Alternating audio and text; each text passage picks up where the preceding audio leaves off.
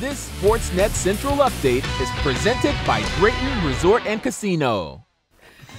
Oh, the Memphis Grizzlies got blown out by the Atlanta Hawks tonight, but the big scare was Ja Morant. He left that game in the first quarter with the left knee sprain, and a lot of people were nervous about it. Could it have been an ACL? Could have turned Memphis' season around, but left knee sprain, going to be out for a few weeks, but that is good news for the Memphis Grizzlies as you see him there on the court, laying down. A lot of people were nervous about Ja Morant. He even tweeted something out saying, hey, I'm going to put it in God's hands here. And, you know, when you hear things like that, you're thinking, you're thinking of the worst. But good news for the Grizzlies. That's great news. It's a young, exciting player in this league. You don't want to see him, being sidelined because of knee injury. So I'm just as happy as the Memphis Grizzlies and Ja Morant that it's just a sprain. Well, and it's still early in the season, too. So if it is a sprain, he's got time to get it right as the season goes on. And it would have been a big blow for the NBA. He's one of the more exciting young point guards in this league, and he's made a name for himself. Thank the heavens that Ja Morant is not going to be out for the rest of the season. A left knee sprain. We'll get a timetable on his injury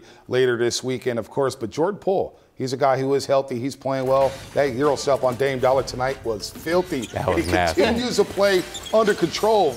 Great pace for Jordan Poole.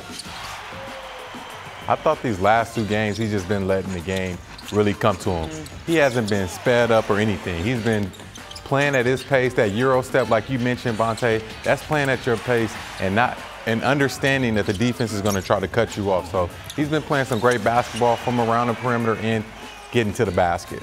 Well, and I have to keep reminding myself how young he is. Yeah. I mean, and his improvement just in a year has been tremendous. And I don't want to go back to the Curry effect, but I do think he's going to look back on his career and be so grateful that this is where he started, to have that type of work ethic to follow, because apparently he's, one of the first in the gym and one of the last to leave, and you're seeing it on the court right now. His playmaking ability. It's tremendous. It's tremendous, and he's playing better defense on the other end, and as well as the bench. The bench continues to spark the Warriors here. You see JTA up there, GP2 with a steal, and of course, Otto Porter Jr., although it was a down night for him scoring, but I thought defensively Otto Porter Jr. was solid too. Oh, yeah, he's super solid, and it's going to be nights like this, as long as you bring something to the game.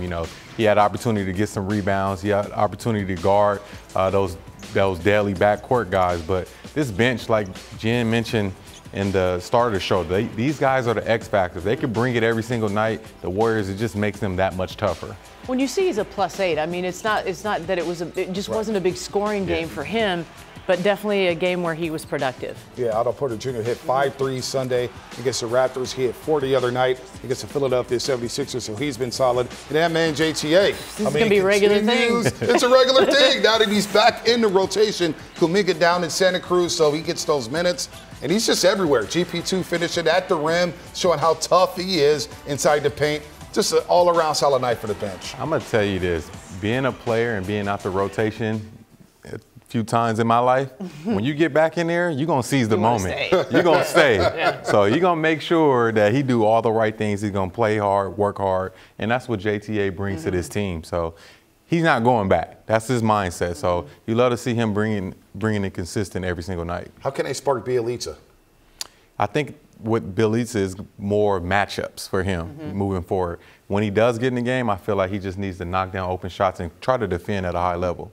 Yeah, just shoot that ball that's presented to him. We see a lot of hesitation from Bielitsa recently. Well, I think he can create mismatches, and I think he's the type of player that's going to be situational. And when he can pull a bigger player away from the basket, I think he'd be very effective, post up a smaller player. I just think there are going to be situations where he's going to be very, very valuable. All right, let's look at the other side of things. The Portland Trailblazers, C.J. McCollum, Damian Lillard, a lot of talk about them in the offseason. Can they win together? Can they play together? Well, I was disappointed in these two tonight. I thought they were porous on defense, and offensively, look at the numbers here. 16 apiece. They're not going to win many games like that. And the Blazers still, they've only won 1 game on the road this season. That's absurd. They both struggled from the field tonight. And I thought the Warriors ate attention to detail defensively, but you see those numbers, Dave and CJ, that's disappointing for the Blazers. Yeah, but this is why the Warriors are a top 5 defensive team. They do this to defend, offensive players like this. They take them out the basketball game. They pay attention to the scouting report, and they let these guys go to their weakness. They don't give them those strong tendencies that they like to get to. Well, and I think, it's very much a team mindset this year with the Warriors. I mean, they do what it takes to stop good players, to your point. So 16-16, not a great night for either of them, and also not a great defensive night for either one of them as well. I mean, I think the Warriors really exposed. They didn't help the helper. I mean, there was just a lot of holes in their defense. But, yeah, tough night for them. Yeah, tough night for Dame Dollar coming back home for Thanksgiving. Of course, he's from Oakland, California. We know that. CJ tried his best. Simons gave him a spark there in the fourth quarter when the Portland Trailblazers cut it to single digits. But overall, offensively, they struggled. It did defensively. They've got to set the tone, right? Defensively for that team. Too many times we saw the Warriors go in for easy layups. It was a layup line for them tonight. Yeah, and they have no rim protection. That's the biggest thing that they're missing. Nobody that can protect the rim. And like you said, these guys got to start communicating and taking charge. Hey, if we're going to be able to win games, we must defend, especially playing in the Western Conference. Yeah, no doubt. I mean, it was part the Red Sea, some of the game there. And then there was no help the helper. So even if somebody did slide over and help, the weak side wasn't there. And you could just feel that Portland just isn't connected, really, on either end of the floor. Their chemistry is not there offensively, nor is it there on defense. Is it scheme or is it team? Is it a want? How do you change that if you're Portland? Sometimes it's just personnel. Yeah. Wrong personnel for the Blazers. I mean, maybe Nurkic was out there on the island by himself with Draymond Green. He was basically barbecue chicken, which is why Draymond got to the cup so well. So you think it's personnel, but what type of moves can they make here? I mean, what move can they make to make this team better in the Western Conference, a conference that we all know is loaded? I don't know, but I do. I think it's a combination. I think it's personnel, but I also think it's just flat out playing together, chemistry, and there's just something special about the Warriors that, they have it, whatever it is. And it's from Steve to Steph to Draymond to, and it's the unselfishness, it's the team, it's the buy-in. It's not that Portland doesn't have talent. They're just not connected. And I think that's effort and energy. Yeah. That's something coaches should never have to coach. Intangibles. It's like, if you guys want to win games, are you serious about your craft? We're going to do whatever it takes to get stopped. Right. So I think it's effort and energy and personnel. All right, first-year head coach Chauncey Billups has his work cut out for him. The Blazers, again, only going one game on the road so far this season. They get blown out tonight by the Golden State Warriors, a 16-4 run after Kerr called his timeout with 3:09 left in that second quarter. And the Warriors go on to lead by 14 at the half, and they blow away the Blazers here in the second half as we take you inside our AT&T Fiber Fast recap. The Warriors will travel to L.A. probably sometime tomorrow, take on the Clippers Sunday at 12:30. Then they'll head to the Valley of the Sun to take on the Suns on Tuesday, which will be a monster matchup here. Steph Curry, 32, 7, and 8 in 38 minutes. And Wiggins chipping in with 25 points and 5 rebounds. Let's hear from Steve Kerr on the Warriors' 10th straight home win by double digits.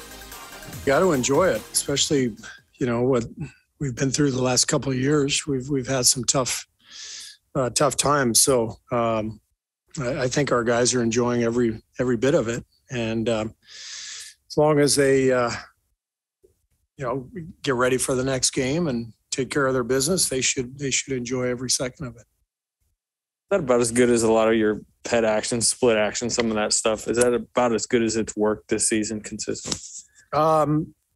Yeah, we had a good stretch near the end of the game. Or mid fourth quarter when they pulled to within 8 or whatever it was.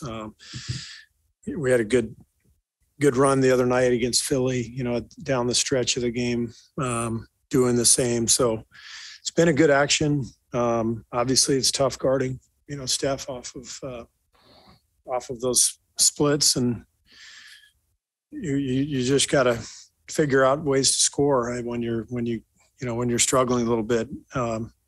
I thought the Blazers had us on our heels that whole fourth. Simon's big quarter really changed the game.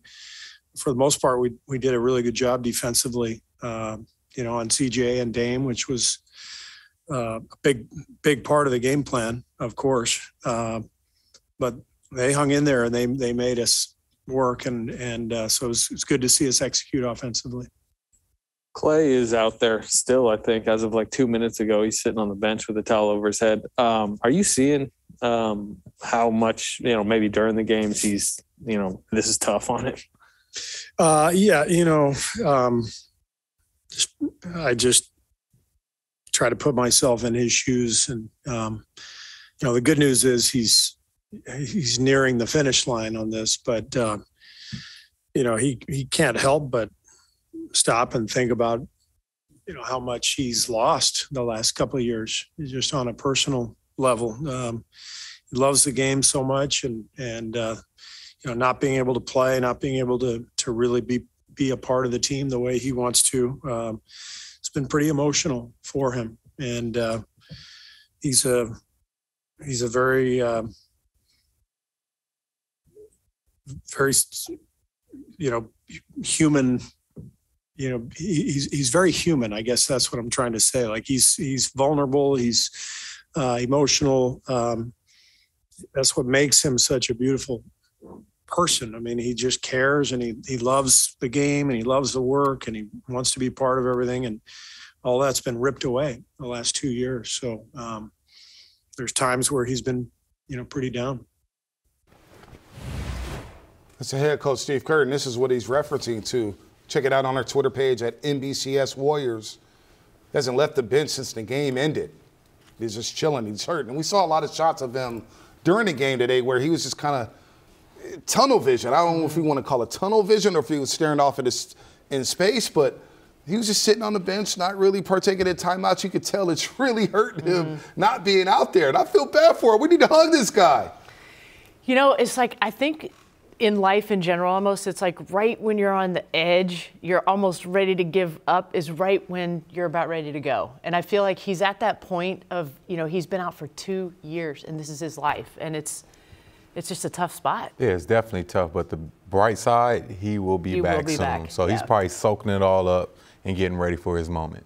Yeah, no doubt about that. I mean, the towel over his head, though, he's probably just thinking about what he's going to do. Oh, yeah. The Warriors have cooked the Blazers over the years, so he's probably thinking, man, I needed some of that, too. Yeah. I was reading it a little differently than you guys, I think. I was reading it more as he's upset about it.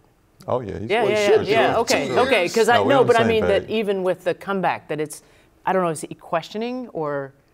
I don't self-doubt. Yeah, it's hard. Yeah. I don't know. Yeah, he's a competitor, though. Yeah. I know he wants to be out there with his team, like Coach Kerr said, and when you see them guys going out there having a great time and winning, you want to be a part of that. Right. And his moment is coming, so he just got to be patient, just continue to trust what's going on behind the scenes, and he'll be back out there in no time. Yeah.